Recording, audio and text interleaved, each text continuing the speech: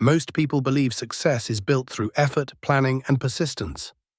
And that's true, to a point. But when you look closely at real lives, especially the ones that break away from the pack, you start noticing something uncomfortable.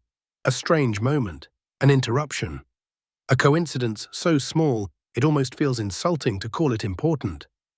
And yet, without that moment, the story collapses. This raises an uncomfortable question. If success is only about hard work, why do so many fortunes begin with accidents? Take Howard Schultz. Before Starbucks became a global empire, it was a small company selling coffee beans and equipment.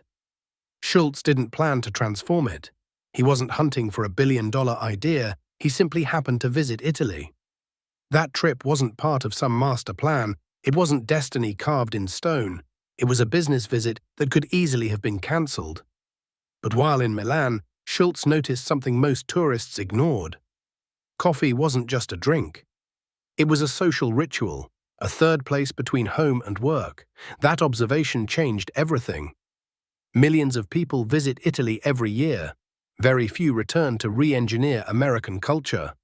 The coincidence wasn't the trip. The coincidence was what he noticed. Now consider J.K. Rowling. She didn't sit down one day with a publishing strategy. The idea for Harry Potter arrived during a delayed train journey from Manchester to London. No laptop, no notes, no plan, just 4 hours of waiting. Most people experience delays and feel irritated. Rowling experienced one and kept her imagination open instead of letting it be distracted. The result was a story that would eventually generate billions.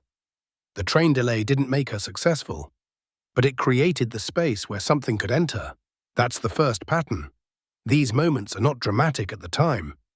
They don't announce themselves. They feel ordinary, almost dismissible. And that's why most people lose them. Here's where the story usually gets mislabeled. People look back and say, they were lucky. Or they say, it was meant to be. Both explanations are lazy. Let's talk about Oprah Winfrey. Early in her career, Oprah was fired from her job as a television news anchor. She was told she wasn't suited for TV news. That moment felt like failure, rejection, bad luck. But being removed from a role that required emotional detachment forced her into a format that rewarded emotional intelligence. Daytime talk television didn't yet exist in its modern form. She didn't invent it on purpose. She fit into it when it appeared. The firing didn't create success, it removed her from the wrong lane. Another example. Steve Jobs' firing from Apple is often treated as mythology now. But at the time, it was humiliating and destabilizing. He lost the company he helped build, yet that exile led him to start Next, acquire Pixar, and refine a design philosophy that later reshaped Apple entirely. If Jobs had stayed comfortable, Apple as we know it would not exist today. Here's the uncomfortable truth.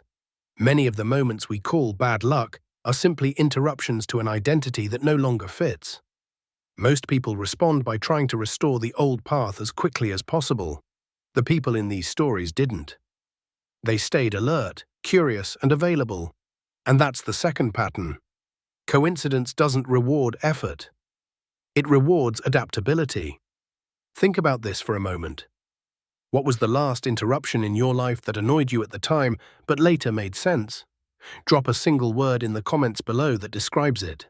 So where does that leave the big question? Luck or destiny? The truth is, both ideas miss the point. If it were pure luck, we wouldn't see patterns. If it were pure destiny, effort wouldn't matter at all. Look at Ray Kroc.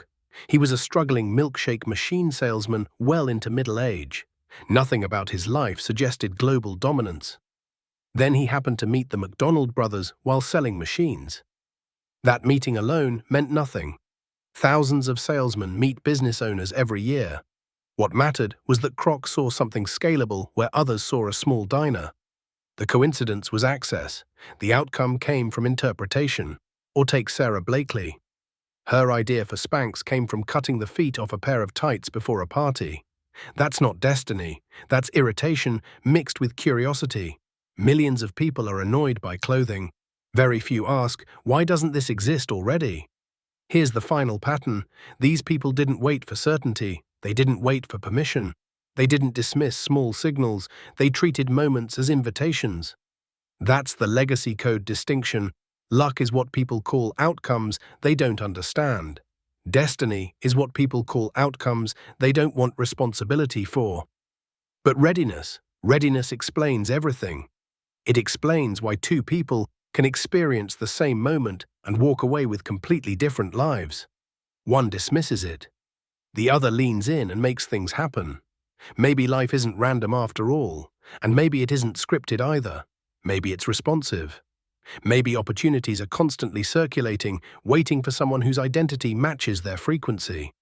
And maybe the real tragedy isn't missing your destiny. It's walking past it, brushing it off while calling it ordinary. If this video resonated with you, give it a like and subscribe so that we can continue this journey together.